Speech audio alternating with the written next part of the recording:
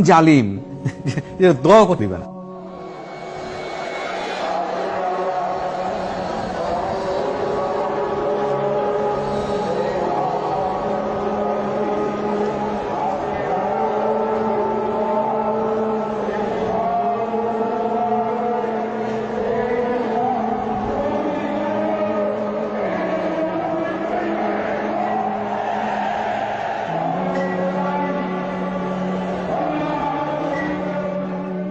দুপুর থেকে ঢাকার বিভিন্ন পয়েন্টে অবস্থানকারী হেফাজত কর্মীরা মতিঝিলের দিকে আসতে থাকে।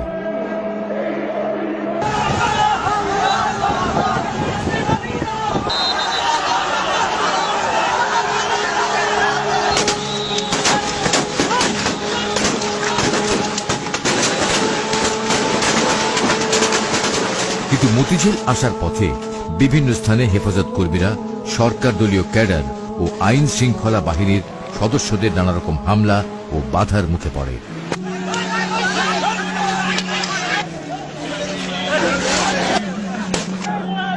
সবচেয়ে ভয়াবহ হামলা করা হয় মতিঝিলের প্রবেশ মুখ পল্টন এলাকায়। এখানে পুলিশ, র্যাব ও আওয়ামী সন্ত্রাসীদের ত্রিমুখী হামলায় হেফাজত কর্মীরা দিশেহারা হয়ে পড়ে।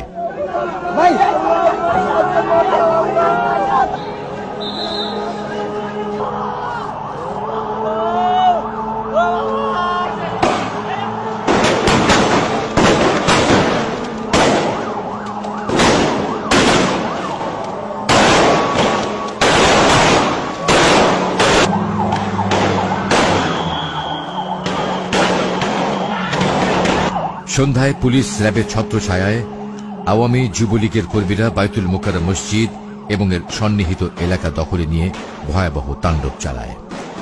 পল্টন এলাকার অফিস, ব্যবসা প্রতিষ্ঠানে ভাঙচুর, লুটপাট ও অগ্নিসংযোগ করে ত্রাসের রাজত্ব সৃষ্টি করে।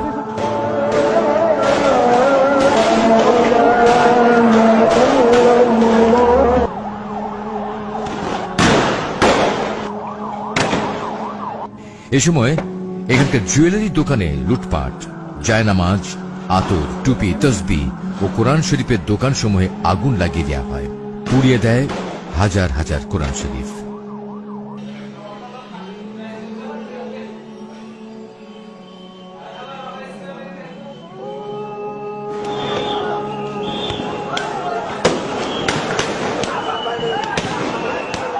পুলিশ ও আওয়ামী সন্ত্রাসীদের হামলায় সমাবেশে আসার পথেই অন্তত ২০ হেফাজত কর্মী নিহত হয়।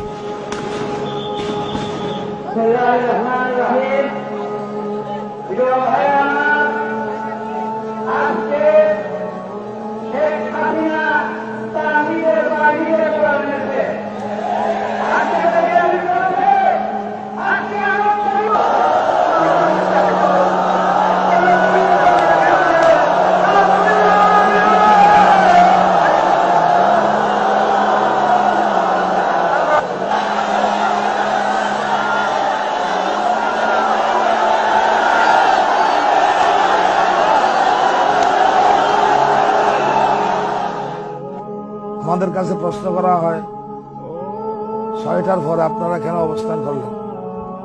পুলিশ বাহিনী, র্যাব এবং আওয়ামী ফেডাররা তাদের দেয়া টাইমের ভিতরে আমাদের ২০ জনের মতো মানুষকে তারা নিহত করেছে। যেখানে আমাদের এত নেতাকর্মী শহীদ হয়, নিহত হয়, তাদের রক্তের বদলায় সেই প্রতিবাদে আমরা কি একটা রাত অবস্থান করতে পারি না?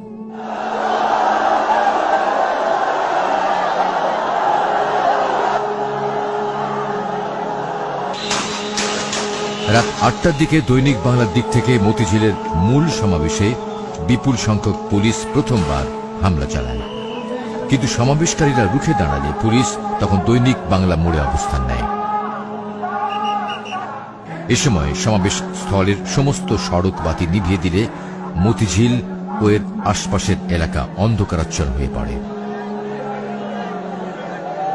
সমাবেশের মাইকগুলোর সংযোগ বিচ্ছিন্ন করে ফেলা হয়।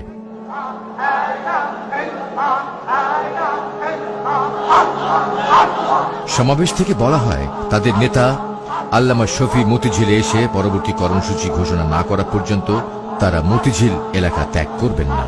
আল্লামা শফি তখন মূলত লালবাগে আইন শৃঙ্খলা বাহিনীর নজরদারিতে আটকে গেছেন।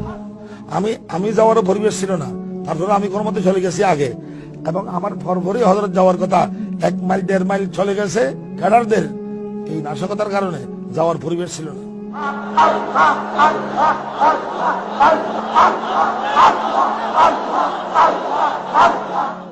যারা বেশি ক্লান্ত হয়ে গেছে তারা ঘুমে গেছে, আর বাকিরা জিকির করতেছে। সেই ঘুমন্ত অবস্থায়, জিকিররত অবস্থায়, অন্ধকার রাত্রে এইভাবে কোনো নিষেধাজ্ঞা জারি করা ছাড়া, 144 দ্বারা জারি করা ছাড়া এইভাবে অভিযান, পুলিশের অভিযান